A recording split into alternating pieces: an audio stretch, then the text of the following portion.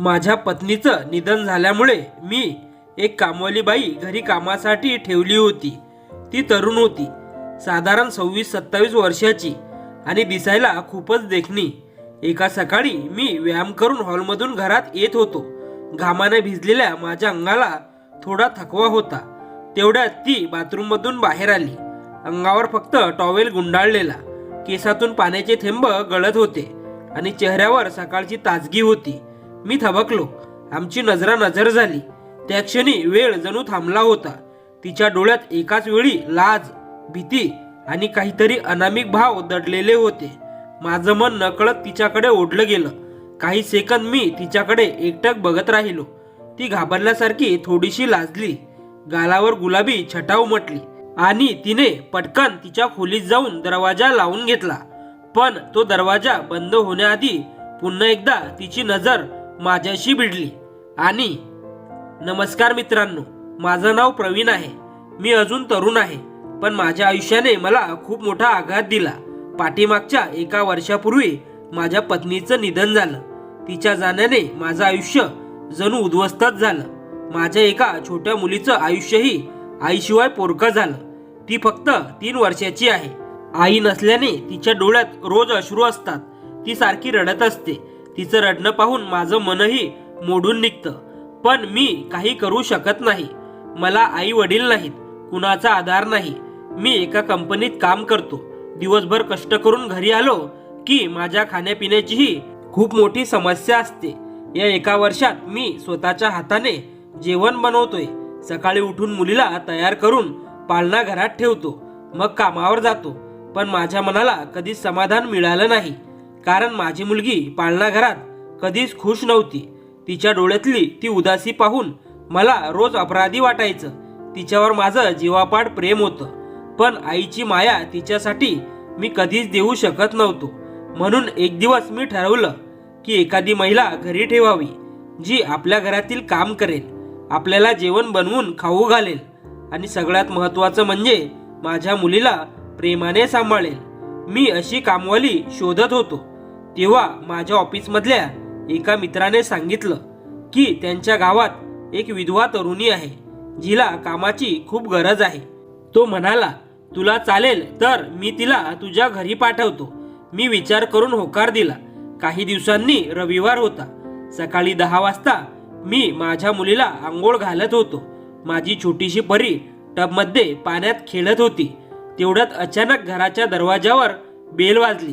मी धावत जाऊन दरवाजा उघडला। माझ्या नजरेसमोर जे दृश्य आलं ते पाहून मी काही क्षण थक्क झालो। दारात एक तरुणी उभी होती, गोऱ्या वर्णाची, काळ्याभोर डोळ्यांची, डोक्यावर पदर घेतलेली, अंगावर सुंदर साडी, हातात बांगड्या, पायात पैजण। तिचं रूप खरंच विलक्षण होतं। ती साधी सुधी नव्हती, तिच्या चेहऱ्यावर एक निरागसपणा होता। मी तिला विचारलं, हो, कोण हवे? तेव्हा ती हळू आवाजात म्हणाली, तुमच्या ऑफिसमध्ये काम करणाऱ्या साहेबांनी मला पाठवलं आहे। इथं काम आहे असं त्यांनी सांगितलं। तेव्हा मला लगेच आठवलं, माझ्या मित्राने सांगितलेली तीच तरुणी हीच असणार। मग मी तिला आत बोलावलं, पाण्याचा तांब्या दिला आणि बसायला जागा दाखवली। थोडं बोलल्यावर तिनं स्वतःची ओळख करून दिली। ती म्हणाली, माझं नाव वनश्री आहे, मी विधवा आहे। पाठीमागच्या 4 वर्षापूर्वी माझ्या पतीचं निधन झालं। मी एकटीच राहते। मला स्वयंपाकाचं आणि घरातील सगळ्या कामांचं ज्ञान आहे। पडेल ते काम मी करायला तयार आहे। मला फक्त काम हवं आहे। तिचं बोलणं ऐकून माझं मन पिळवून गेलं। तेवढ्यात बाथरूममधून पाणी उडल्याचा आवाज आला। माझी मुलगी टबमध्ये खेळत होती। मी धावत गेलो आणि तिला बाहेर काढलं। टॉवेल घेऊन तिचं अंग पुसत होतो। तेवढ्यात वनश्री माझ्या जवळ आली। तिनं माझ्या हातातून टॉवेल घेतला आणि माझ्या मुलीचं अंग प्रेमाने पुसायला लागली। मी निशब्द तिच्याकडे पाहत राहिलो। माझ्या डोळ्यासमोर पहिल्यांदाच कुणीतरी माझ्या मुलीला इतक्या ममतेने हाताळत होतं। तिनं तिचे केस नीट विंचरले, गंध पावडर लावली, कपडे घातले। माझी मुलगी आनंदाने तिच्या खुशीत हसत होती। तो क्षण माझ्या डोळ्यात पाणी आणणारा होता। एका अपरिचित स्त्रीच्या हातात माझ्या मुलीला आईचा स्पर्श जाणवत होता। माझ्या मनात एकाच वेळी हळवेपणा आणि कृतज्ञतेची भावना दाटली. मी तिला विचारलं, तुम्हाला पगार किती द्यायचा? ती म्हणाली, मला आधी जिथं काम होतं तिथं 12,000 रुपये पगार मिळत होता. तेवढं दिलं तरी पुरेसं होईल. मी होकार दिला. मग मी विचारलं, तुम्ही येणं जाणं करणार का की राहणार इथेच? तुम्ही कुठे राहता? ती म्हणाली, मी इथून 12 किलोमीटर अंतरावर राहते. मी तिला सांगितलं, तुमचा येण्या जाण्यात खूप वेळ आणि श्रम जातील. माझं घर मोठं आहे, तुम्हाला राहायला जागा मिळेल. तिथं जाऊन तरी तुम्ही एकटीच काय करणार? इथेच राहा ना. तुम्हीही निर्धास्त, मीही निर्धास्त. ती काही वेळ शांत बसली, विचार करत होती. तिच्या चेहऱ्यावर द्विधा भाव होते. मग थोड्या वेळाने ती मान हलवून हळू आवाजात म्हणाली, हो, मी इथेच राहीन. उद्यापासून मी कामाला सुरुवात करेन. तिच्या त्या शब्दांनी माझ्या मनाला एक दिलासा मिळाला. मी तिच्या हातात 2,000 रुपये ठेवले, पण तिनं ते पैसे घेतले नाहीत. ती फक्त हसली आणि म्हणाली, काम सुरू झाल्यावर मग पगार द्या, आत्ता नको. त्या क्षणी मला जाणवलं, कधी कधी नियती आपल्याला जे हरवलं आहे त्याची भरपाई करण्यासाठी काहीतरी वेगळं दान करून देते. माझ्या घरात आईच्या अनुपस्थितीत माझ्या मुलीसाठी एक मायेचा हात आणि माझ्यासाठी एक सोबती नियतीने त्या दिवशी माझ्या दारात आणून उभी केली होती. ती मला म्हणाली, आता मला पैशाची गरज नाही, महिना भरल्यानंतर दिले तरी चालतील, असं म्हणून तिने माझा निरोप घेतला आणि शांतपणे बाहेर पडली. तिच्या जाणाऱ्या पाठमोऱ्या आकृतीकडे मी बराच वेळ नजर रोखून पाहत राहिलो. खरं सांगायचं तर ती क्षणभरातच माझ्या मनावर एक वेगळा ठसा उमटून गेली होती. किती सुंदर दिसत होती ती, अगदी रूपवान. साध्या साडीत देखील तिच्या सौंदर्याचं तेज लपून राहत नव्हतं. आणि फक्त सौंदर्यच नाही तर तिच्या हातातील माया, तिच्या स्वभावातील गोडवा, हे सगळंच मला त्या पहिल्या भेटीत जाणवलं होतं. कारण काही मिनिटातच तिने माझ्या छोट्या मुलीला अंग पुसून, तिला केस विंचरून, कपडे घालून अगदी मायेने तयार करून दिलं होतं. मी तिच्याकडे पाहतच राहिलो. जणू काही वर्षांनी माझ्या आयुष्यात हरवलेला तो ममतेचा स्पर्श पुन्हा परत आला होता. दुसऱ्या दिवशी सोमवार होता. सकाळीच बेल वाजली. मी दरवाजा उघडला तर वनश्री हातात काहीतरी सामान घेऊन उभी होती. तिच्या चेहऱ्यावर गोड हसू होतं. मी तिला आत बोलावलं, तिला एक खोली दाखवली आणि राहायला सांगितलं. ती लगेच किचनमध्ये जाऊन भराभर कामाला लागली.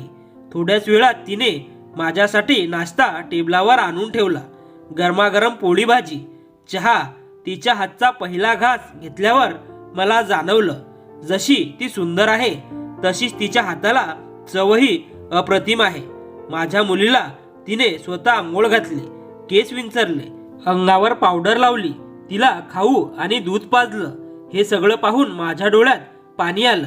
कारण एवढ्या दिवसात माझ्या मुलीच्या चेहऱ्यावर पहिल्यांदाच आनंदी हसू झळकत होतं. हळूहळू दिवस पुढे जात होते. वनश्री केवळ माझ्या मुलीचीच नाही तर माझीही काळजी घ्यायला लागली होती. माझ्या कपड्यांपासून जेवणापर्यंत सगळ्याच गोष्टी ती मनापासून पाहायची. सकाळी लवकर उठून आंघोळ करून ती स्वयंपाक करायची, घर आवरायची आणि मुलीला तयार करून शाळेसाठी तयार ठेवायची. हे सगळं बघून मला असं वाटू लागलं की माझ्या आयुष्यात हरवलेली पत्नीच पुन्हा परत आली आहे.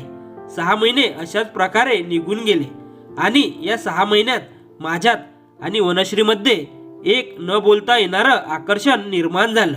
आमचे डोळे अनेकदा एकमेकांना भिडायचे आणि नकळत हृदयात धडकी भरवायचे. तो रविवारही तसाच होता. मी सकाळी जॉगिंग करून परतलो. हॉलमधून आत जाताना अचानक माझ्या नजरेला वनश्री दिसली. ती अंघोळ करून बाथरूममधून नुकतीच बाहेर आली होती. अंगाभोवती फक्त टॉवेल गुंडाळलेला होता आणि ती आपल्या खोलीकडे जात होती. आमचे डोळे भिडले. त्या क्षणी वेळ थांबल्यासारखा वाटला. तिच्या ओल्या केसांवरून थेंब खाली गळत होते. चेहऱ्यावर लाजेची झाक होती आणि तिच्या डोळ्यात एक अनोखा भाव होता. मी तिच्याकडे एकटक पाहत राहिलो. ती मात्र लाजून नजर खाली करून पाठमोरी वळली आणि आपल्या खोलीत जाऊन दरवाजा लावून घेतला. माझ्या मनात अनेक भावना दाटून आल्या, पण मी निशब्द होतो.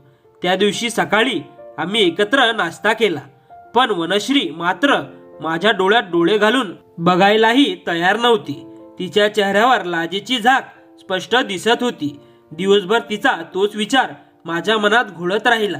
संध्याकाळीही आम्ही एकत्र जेवलो, पण ती पुन्हा मान खाली घालून बसली होती. मला जाणवलं आता आमच्यातलं नातं केवळ मालक नोकरदार किंवा कामवाली मालक या पलीकडे जाऊन काहीतरी वेगळं रूप धारण करत होतं. तिच्या डोळ्यात लाजेच्या पडद्याआड दडलेलं एक गुपित होतं, जे कधी उघड होईल याची मी आतुरतेने वाट पाहत होतो. आता झोपायची वेळ झाली होती. वनश्री तिच्या खोलीत झोपली होती आणि मी माझ्या खोलीत पडलो होतो. पण आज माझं मन काही केल्या शांत बसत नव्हतं. सकाळी वनश्रीला मी जशी पाहिली होती, तो तिचा नाजूक चेहरा, ते ओले केस, तिच्या डोळ्यातलं लाजरं भाव, सगळं माझ्या नजरेसमोर वारंवार येत होतं. माझं तिच्यावरचं प्रेम दिवसेंदिवस वाढत होतं. शेवटी मी उठलो आणि हळूच वनश्रीच्या खोलीकडे गेलो. तिच्या खोलीचा दरवाजा लावलेला नव्हता. मी आत गेलो तेव्हा माझ्या येण्याचा आवाज होऊन ती उठून बसली. मी तिला म्हणालो, मुलगी झोपली आहे का, ते बघायला आलो. असं म्हणत मी तिच्या शेजारी जाऊन बसलो. त्या क्षणी आमचे डोळे भिडले. मी तिच्या त्या कोमल मऊ हातांना हातात घेतलं. हळूच तिच्या हातावरून माझा हात फिरवला. तिच्या डोळ्यात लाजेचा, भीतीचा आणि कुठेतरी प्रेमाचा भाव होता. मी हळूहळू माझा चेहरा तिच्या चेहऱ्याजवळ नेला. वनश्रीनं शांतपणे डोळे मिटले आणि त्या क्षणी मी माझे होठ तिच्या नाजूक गुलाबी ओठावर ठेवले. अंगभर एक वेगळी शिरशिरी उठली. वनश्रीनं मला गच्च मिठी मारली आणि मग आम्ही दोघेही एकमेकांच्या मिठीत हरवून गेलो. आमच्यातलं ते पहिलं चुंबन अविस्मरणीय होतं, सुंदर होतं, जणू काळ थांबला होता. थोड्या वेळानं ती माझ्या मिठीतून अलगद दूर झाली, मान खाली घालून लाजली. तिचा तो सुंदर चेहरा मी माझ्या हातांनी वर उचलला आणि तिच्या डोळ्यात बघत म्हणालो, वनश्री, मला तुझ्यावर खरं प्रेम झालं आहे. मला तुझ्याशी लग्न करायचं आहे. हे ऐकून वनश्रीच्या डोळ्यातून अश्रू दाटून आले. ती मला थरथरत्या आवाजात म्हणाली, माझ्यात असं काय पाहिलं? मी तर एक विधवा आहे. मला कोणाच्या आयुष्यात स्थान मिळेल असं मला वाटलंच नव्हतं. मी तिचे हात घट्ट पकडून म्हणालो, हो, तू विधवा आहेस, पण माझ्यासाठी तू त्यापेक्षा खूप मोठी आहेस. तुझ्या येण्यापासून मी पाहतोय तू माझ्या मुलीची काळजी अगदी तुझ्या लेकरासारखी घेत आहेस.